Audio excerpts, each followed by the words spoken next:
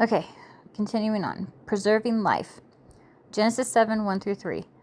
And the Lord said to Noah, Come thou and all thy house into the ark, for you have I seen righteous before me in this generation. For every clean beast you shall take to you by sevens, and male and his female, and of beasts that are not clean by two, the male and his female. Of the fowls also of the air by sevens, the male and the female, to keep seed alive upon the face of the earth.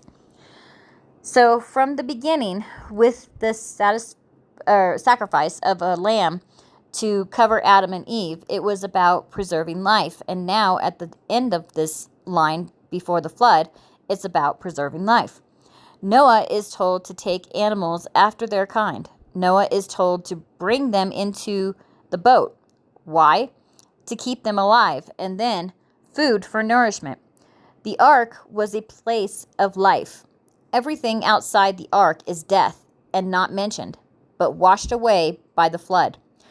When we stand before Christ, the works of the world will be burned up in the fire. Amen. The ark was a benefit only to those that were justified by faith at the time.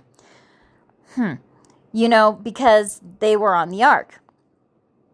Sorry, I was thinking about the hyper-dispensationalists that say that it was works. Anyway, moving on. The only benefits of the ark are for those who are on the ark and are participating in God's salvation. So we have to have a view of works related to life. Cain thought that God would reward him for the toil of his hands, digging in the ground from the cursed earth and bringing forth food from the sweat of his faith. So he offered that, thinking God would reward his hard work. And yet, all of those things he toiled in were a result of the fall and not God's focus at all. Amen. God's focus was on bringing forth the seed and making a way for man to be brought back to God and brought back into the rest where he wouldn't have to toil. Amen. There's nothing virtuous in toiling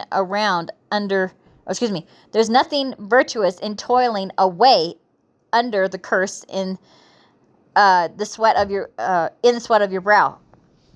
That's just what you got to do to survive.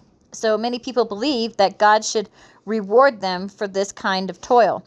No, the ones that are remembered, the book of generations, are the works of those who had the offering and the altar, who cried out to the Lord in the midst of their weakness and hoped in the seed that would come, knew the world was under judgment and looked to a deliverance.